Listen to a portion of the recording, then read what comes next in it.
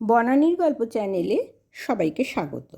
আমি বনানী, পড়ে শোনাচ্ছি বিভূতিভূষণ বন্দ্যোপাধ্যায়ের গল্প সমগ্র। আজকের গল্প প্রত্যাবর্তন। মাথাটা আগে থেকেই ঝিমঝিম করছিল, আবার বোধহয় জ্বর আসছে। পাল্লা হরিশপুরের মাইনর স্কুলে পড়ি। বাবার হাতে পয়সা নেই। মা কান্নাকাটি করেন ছেলেটা লেখাপড়া হলো না, তাই পাল্লা ইউনিয়ন বোর্ডের প্রেসিডেন্ট সরানন্দ চাটুর্যে আমার সাবেক স্কুলের মাস্টারমশাইয়ের অনুরোধে পাল্লার মাইনর স্কুলে বিনা মাইনেতে পড়তে দিয়েছেন। গ্রামের পুরুত ঠাকুর শ্রী গোপাল চক্রবর্তী দয়া করে তার বাড়িতে আমার খাওয়া থাকার ব্যবস্থা করেছেন। আছি এখানে আজ বছরখানেক হলো। থাকতে পারি না ভালোভাবে দু কারণে, সে কথা কেউ জানে না। মা জানতো, কিন্তু মা তো এখন নেই এখানে। প্রথম ম্যালেরিয়া জ্বরে ভুগছি আজ 1 বছর। কত ওষুধ খাচ্ছি, কিছুতেই সারে না। দ্বিতীয় কারণটা, আমার ছোট ভাই দেশে আছে, তার নাম নন্তু। বড় চমৎকার ছেলে সে, 7 বছর বয়স হলো। আগে আমায় ডাকতো তাতা, ও তাতা, এখন দাদা বলেই ডাকে। সুন্দর দেখতে। নন্তুকে না দেখে আমার ভারী কষ্ট হয়। সেদিন টিফিনের ছুটি হওয়ার আগেই মাস্টারমশাইকে বলি, স্যার আমার জ্বর আসছে। ননি মাস্টার আমার দিকে চেয়ে সহানুভূতির সুরে বলেন, আবার জ্বর? হ্যাঁ স্যার। বাড়ি যাবি? এখন হাঁটতে পারবো না স্যার। বেঞ্চিতে শুয়ে পড়। আয় দেখি, হাত দেখি। হাত দেখতে হলো না, গায়ে হাত দিয়ে বললেন, বড্ড জ্বর যে, গা পুড়ে যাচ্ছে, শুয়ে পড়। শুয়েই পড়ি বেঞ্চিতে। তারপর জ্বরে কখন অজ্ঞান হয়ে গিয়েছি। যখন জ্ঞান হলো তখন আমতলার স্কুল বোর্ডিংয়ে আমাদের ক্লাসের গোপালের তক্তপোষে শুয়ে আছি। গোপাল আমার পাশে দাঁড়িয়ে বললে, কেমন আছিস বিনোদ? সে কোথা থেকে দৌড়ে এসেছে। গায়ে ঘাম, মুখে রোদ রাঙা হয়েছে। বললাম, দৌড়চ্ছিলি? হ্যাঁ, সার তাড়াচ্ছিলাম। হেডমাস্টারের কপিক্ষেত সাবার করেছে। আমার গায়ে হাত দিয়ে দেখ, জ্বর আছে? বেশ আছে। বাড়ি যাবি নে? হাঁটতে পারলেই যাব। তাই যা, এখানে শোবার জায়গা নেই, কোথায় থাকবি, বাড়ি যা। বাড়ি যাব কোথায় তাই ভাবি। এ আমার নিজের বাড়ি নয়। যার বাড়ি থাকি তিনি বাড়ি বাড়ি ঠাকুর পুজো করে বেড়ান। তার বাড়িতে খুব খাটতে হয় আমাকে। তার ছোট মেয়েটাকে সর্বদা কোলে করে বসে থাকতে হয়। একটু যদি কেঁদে ওঠে খুকি, তার মা আমার ওপর চটে যান। একদিন মনে আছে, স্কুল থেকে বাড়ি গিয়েছি। খিদে সমস্ত শরীর হালকা হয়ে গিয়েছে। খুকিকে আমার কোলে দিয়ে তার মা রান্নাঘরে ঢুকলেন। আমি আসবার আগে থেকেই খুকি কাঁদছিল। আমার কোলে উঠে আরও কাঁদতে লাগলো। আমি কত বোঝালাম, কত ছড়া বললাম, গান গাইলাম, কিছুতেই শুনলে না। কান্নাও থামলো না। ওর মা এমন রেগে গেলেন আমার ওপর, আমার কাছ থেকে খুকিকে নিয়ে নিজে কোলে করে বসলেন। আমায় কিচ্ছু খেতে দিলেন না। রাত্রেও আমাকে ভাত দিতেন না বোধহয়। রাতে চক্রবর্তী মশাই খেতে বসে বললেন, বিনোদ খেয়েছে? তখন কত রাত হয়ে গিয়েছে। খিদে অবসন্ন হয়ে পড়েছি। স্কুল থেকে এসে পর্যন্ত একগাল মুড়িও খাইনি। অন্যদিন এমন সময় কোন কালে আমার খাওয়া হয়ে যায়। পুরুতমশাই নবীনদার চণ্ডীমণ্ডপের দাবা খেলার আসর থেকে রোজই বেশি রাত করে ফেরেন। তারপর তিনি খেতে বসেন। খুকির মা বললেন, না। পুরুতমশাই বললেন, কেন? এত রাত্রেও খায়নি কেন এখনও? জ্বর হয়েছে বুঝি? না, জ্বর হবে কেন? বসে পড়ছিল তাই ভাত দিইনি এখনও। যাও যাও, ডেকে দাও। ছেলে মানুষ, খিদে পেয়েছে, আমার পাশেই বসুক। তুমি খেয়ে উঠে যাও, দেবক্ষণ। না না, ওকে ডাকো, জায়গা করে দাও এপাশে। পুরুত ঠাকুরের কথায় আমার জায়গা করে দিলেন খুকির মা। নয়তো আমি জানতাম রাতে তিনি আমার না খাইয়েই রেখে দিতেন। কাউকে কিছু বলা আমার স্বভাব নয়, চুপ করেই থাকতাম। সেই বাড়িতেই ফিরে যাবার কথা বলছে গোপাল। সেখানে আমার মা নেই। মা থাকলে আমায় দেখলে রাস্তা থেকে ছুটে আসতেন। এখানে খুকির মা আমার জ্বর দেখলেই মুখ ভার করে বলবে, ওই এলেন অসুখ নিয়ে। কে এখন সেবা করে? আমার তো বড্ড উপকার হচ্ছে ওকে দিয়ে। কুটোটুকু ভেঙে দুখানার উপকার নেই, শুধু সেবা করো। বার্লি রে, সাবু রে, কিছুই করতে হয় না ওকে। আমি ওকে কখনো কষ্ট দিইনি। আমার রোজ জ্বর লেগেই থাকে। ওকে ডাকতে বা কিছু বলতে আমার লজ্জা হয়। উনিও আমার কাছে বড় একটা আসেন না। মিথ্যে বলবো না, সে বরং পুরুত মশাই যত রাতেই ফিরুন না দাবা খেলে, আমার অসুখ হয়েছে শুনলে আমার শিওর এসে বসে আমার হাত দেখবেন, গায়ে হাত দিয়ে জ্বর দেখবেন। স্ত্রীকে ডেকে বলবেন সাবু কি বার্লি করে দিতে। নিজে কাছে বসে খাওয়াবেন। সকালে উঠে গোবিন্দ ডাক্তারকে গিয়ে জিজ্ঞাসা করবেন ব্যস্ত হয়ে, ও ডাক্তারবাবু, বিনোদ যেমন ভুগতে লাগলো, পরের ছেলে আমার বাড়ি আছে অমন করে পড়ে থাকলে মনে বড় ব্যস্ত হয়। ওর অসুখের একটা বিহিত করুন। পুরুত মশাইকে দেখলে বাবার কথা মনে পড়ে। দুজনেই নিরীহ, কেউ ওদের মানে না, বরং ওরাই সবাইকে ভয় করে চলেন। বড় যদি হই পুরুত মশাই দুঃখ আমি ঘোচাবো। ওর ছেলে নই, ওর ছেলে নেই, আমি ওর ছেলে হব না। ওদের বাড়ি আমি এখন যাব না।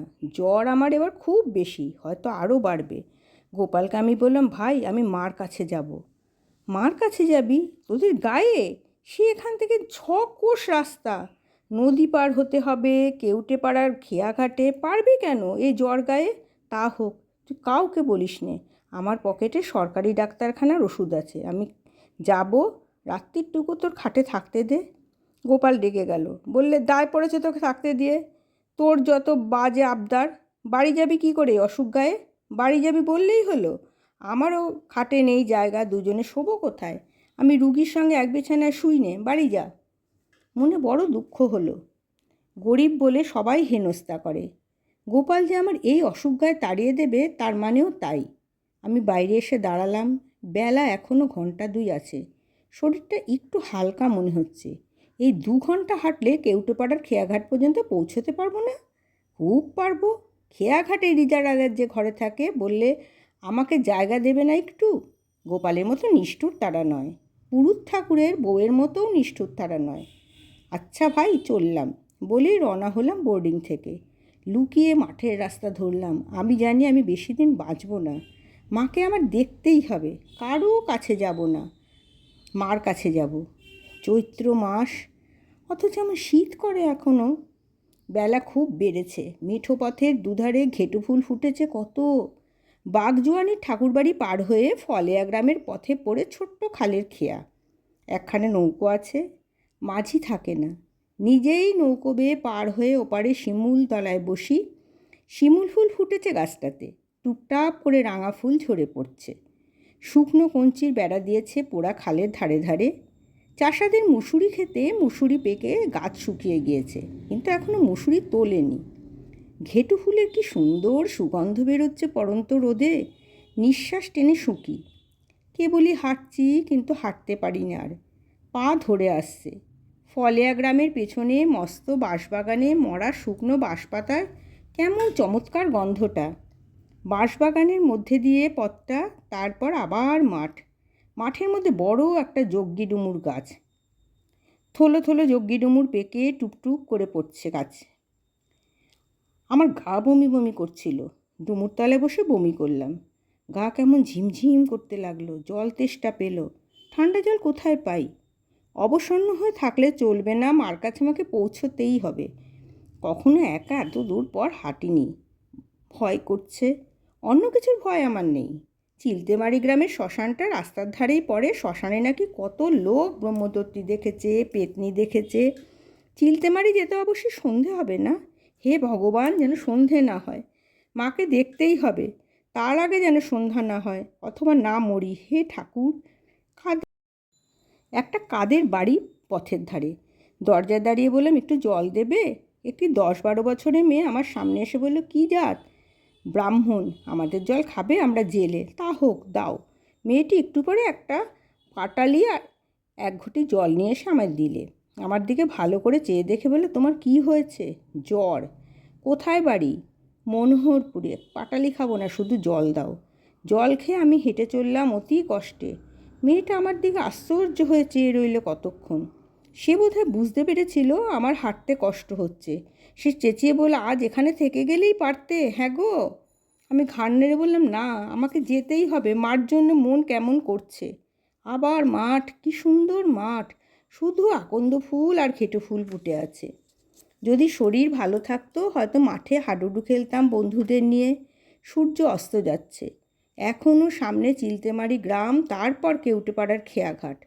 যমুনা নদীর ওপর। সন্ধে হলেই আমার ভয় করবে।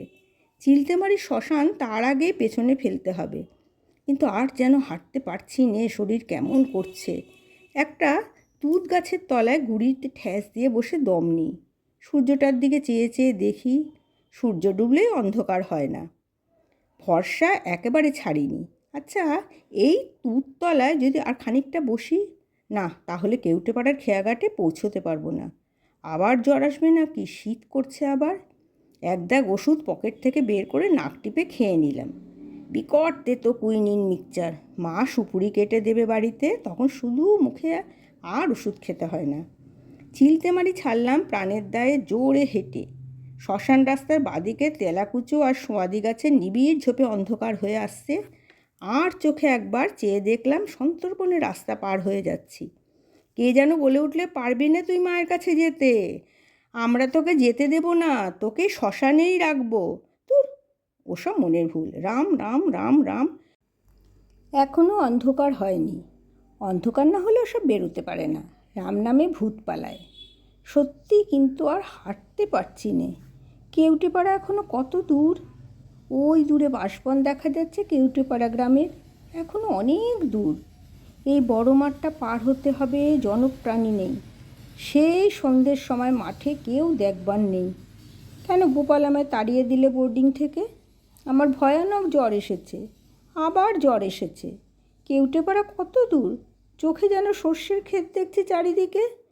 পুরুত ঠাকুরের স্ত্রী রাগ করে বলছেন, মা গো, ছেলেটার শুধু জ্বর আর জ্বর, পরের আপদ কে দেখাশোনা করে? আজই বিদায় করে দাও। ননি মাস্টার বলছে, ওর পা ফুলেছে, ও বাঁচবে না, ও এবার যাবে। ডান দিকে একটা বড় আম গাছ রাস্তার ধারে, ওইখানে একটু শুয়ে জিরিয়ে নেব, আর এক দাগ ওষুধ খাবো। আর হাঁটতে পারছি নে, ভীষণ জ্বর এসেছে। হঠাৎ আমার মনে হলো, এই জামতলাতেই মা আঁচল বিছিয়ে বসে আছেন।